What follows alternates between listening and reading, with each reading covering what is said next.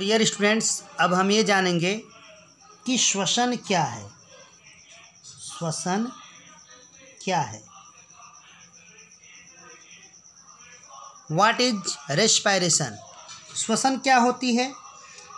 तो श्वसन की अगर हम परिभाषा दें तो वह प्रक्रिया जिसमें पचित भोजन के ऑक्सीकरण से, वह प्रक्रिया जिसमें पचित भोजन के ऑक्सीकरण से, यानी जो भोजन पच गया था उसका कोशिका में ऑक्सीकरण होगा। पचित भोजन के ऑक्सीकरण से, वह प्रक्रिया जिसमें पचित भोजन के ऑक्सीकरण से ऊर्जा प्राप्त की जाती है। इसके पहले वाले वीडियो में हमने व्याख्या किया था, अब उसका निचोड़ मैं दे रहा हूँ। ऊर्जा प्राप्त की जाती है,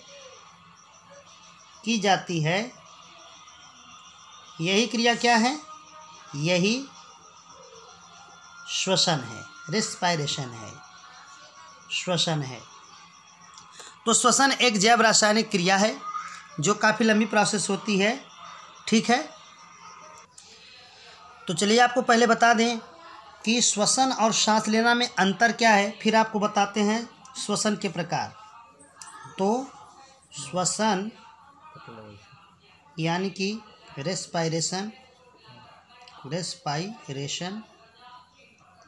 और श्वासोच्छ्वास यानी सांस लेना, श्वासोच्छ्वास,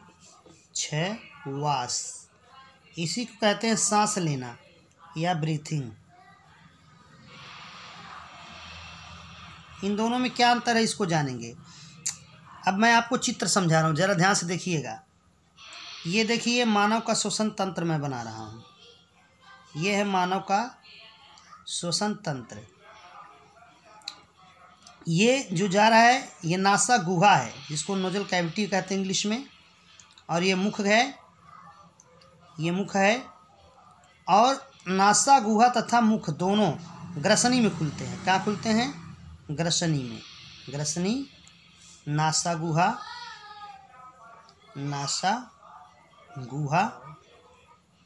ये मुख है, मुख से भी सांस लिया जा सकता है, नाक से भी सांस लिया जा सकता है। बट आपको बता दें कि मुख की तुलना में नाक से सांस लेना काफ़ी अच्छा माना जाता है। वजह क्या है? क्योंकि नाक में रोम पाए जाते हैं, और नासा गुहा की दीवारों पर, इस पर हमेशा चिपचिपे पदार्थ आते रहते हैं, जिन्हें हम श्लेष्म कहते हैं। तो यदि वायु के साथ कोई हानिकारक कण जा रहा है तो होता क्या है कि उन हानिकारक कणों को नाक में उपस्थित जो रोम है उसको रोक लेते हैं, और यदि उससे भी महीन कण हैं तो उनकी ये नोजल कैविटीज में उपस्थित श्लेष्मिक पदार्थ चिपका लेते हैं, ताकि वह अंदर हानिकारक कण पहुंचने ना पाए। इसीलिए, और यह सारी प्रक्रिया मुख से नहीं हो पाती है, यानी यह रोकने की क्रिया मुख से नहीं हो पाती है। इसलिए नोजल कैविटी बेहतर मानी गई है, नाक बेहतर माना गया है मुख से सांस लेना। एक बार ये प्रश्न पूछा, एक बार नहीं 2-3 बार पूछ चुका है प्रश्न, इसको भी दिमाग में रखिएगा। अब ग्रसनी एक बक्सा की तरह एक रचना में खुलती, इसे हम कंठ कहते हैं या स्वर यंत्र कहते हैं। स्वर यंत्र में एक ढक्कन लगा होता है। स्वर यंत्र में एक ढक्कन लगा रहता है, इसे हम एपिग्लाटिस कहते हैं। वेरी इंपॉर्टेंट है एपिग्लाटिस कहते हैं। एपिग्लाटिस का काम क्या होता है ये जान लीजिए, अभी मैं आगे बताता हूँ उसको। उसके बाद यहाँ पर तमाम उपास्थि की बनी छल्लेदार रचना होती है जो निर्माण करती है श्वास नली की।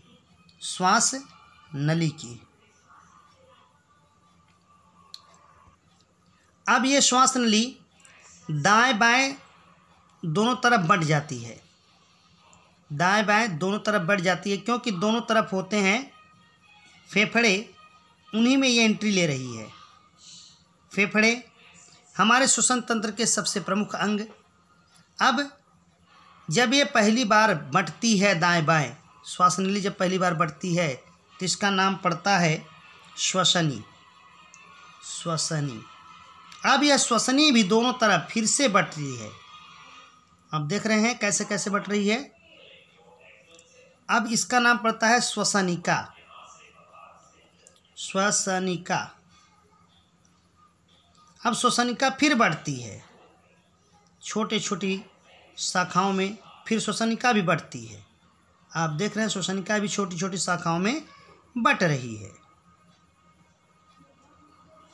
अब इसे हम कहते हैं श्वसन श्वसनिकाएं।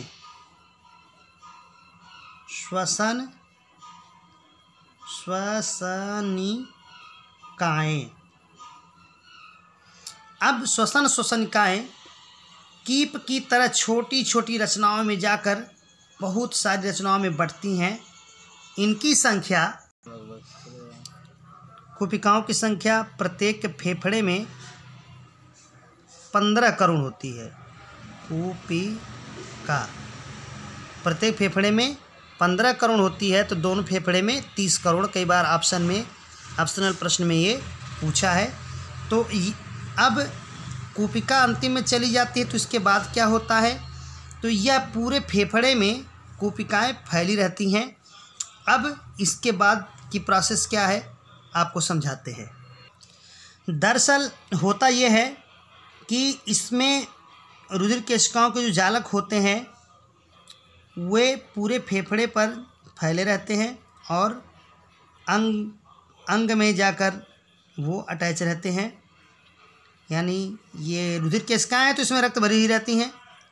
मान लिया यह अंग है, कोई अंग है, अंग बोले तो कोशिकाओं का समूह से ऊतक, ऊतक से अंग, यानी कोशिका, प्रत्येक शरीर की प्रत्येक कोशिका की ही बात हो रही है। तो वहाँ पर O2 बना रहता है, सॉरी CO2 बना रहता है उस अंग में या उस कोशिका में। उसको ये ले आती हैं, फेफड़े में छोड़ देती हैं। चूँकि यह CO2 एक उत्सर्जी पदार्थ है, यानी कि अनावश्यक हमारे शरीर में जिसकी आवश्यकता नहीं है, नुकसान भी कर सकता है, इसलिए फेफड़े में जब आती है तो क्रमशः, जैसे हम ऊपर से चित्र बनाते आए हैं वैसे हम उल्टा चलेंगे। कोशिका से श्वसन श्वसनिका में, श्वसन श्वसनिका से श्वसनिका में, फिर श्वसनी में, श्वसनी श्वास नली से होते हुए ऐसे वापस CO2 वायुमंडल में छोड़ दी जाती है। इसकी उल्टी प्रोसेस क्या होती है कि O2 लिया जाता है और इन्हीं मार्गों से होते हुए कोशिका से जाकर फेफड़े में रक्त में विसरित हो जाता है और वह O2 ले आया जाता है। वह O2 ले आया जाता है कहाँ? अंगों में। और पहले वीडियो में मैंने बता दिया है आप लोगों की कि O2 का क्या कार्य होता है। उस अंग में पाचन तंत्र से तमाम जैव अणुआए रहते हैं, उनका वो क्या करता है? ऑक्सीकरण करता है। और जब ऑक्सीकरण करता है तो क्या मिलती है? ऊर्जा मिलती है। तो फिर वही परिभाषा आ गई, वह प्रक्रिया जिसमें पचित भोजन के ऑक्सीकरण से ऊर्जा प्राप्त की जाती है, यही श्वसन कहलाता है। यानी कि श्वसन क्रिया टोटल ऐसे पूरी होती है। अब आइए हम आपको बताते हैं कि श्वासोच्छ्वास क्या होता है। वास्तव में श्वासोच्छ्वास श्वसन का एक पार्ट है, एक हिस्सा है, छोटा सा हिस्सा है, और यह एक भौतिक प्रक्रिया होती है। क्या होती है? भौतिक प्रक्रिया है, और यह एक जैव रासायनिक प्रक्रिया है। जैव रासायनिक प्रक्रिया बहुत बार परीक्षा पूछा है। What is difference between respiration and breathing, यानी श्वसन और श्वासोच्छ्वास में क्या अंतर है। तो आपको हम इसका भी हम फोटो खींचकर भेज देंगे, इसके अंतर का आप समझ जाइएगा। इसमें बहुत सारी बात आप वैसे भी समझ चुके हैं। तो यहाँ पर एक भौतिक प्रक्रिया है, और भौतिक प्रक्रिया को जो है, भौतिक प्रक्रिया का मतलब ये हुआ कि जिसमें जैव रासायनिक क्रियाओं से कोई मतलब नहीं है। होता यह है कि कहाँ तक होता है श्वासोच्छ्वास, इसको आपको हम समझाते हैं। दरअसल ये है वायुमंडल, एटमॉस्फियर, वायुमंडल। वायुमंडल से O2 लिया जाता है और फेफड़े तक जाता है, और फेफड़े में आया हुआ CO2 फिर वायुमंडल में छोड़ा जाता है। यानी वायुमंडल से फेफड़े तक जो पथ बन रहा है, इसी में गैसों का आवागमन की प्रक्रिया केवल क्या है? श्वासोच्छ्वास है।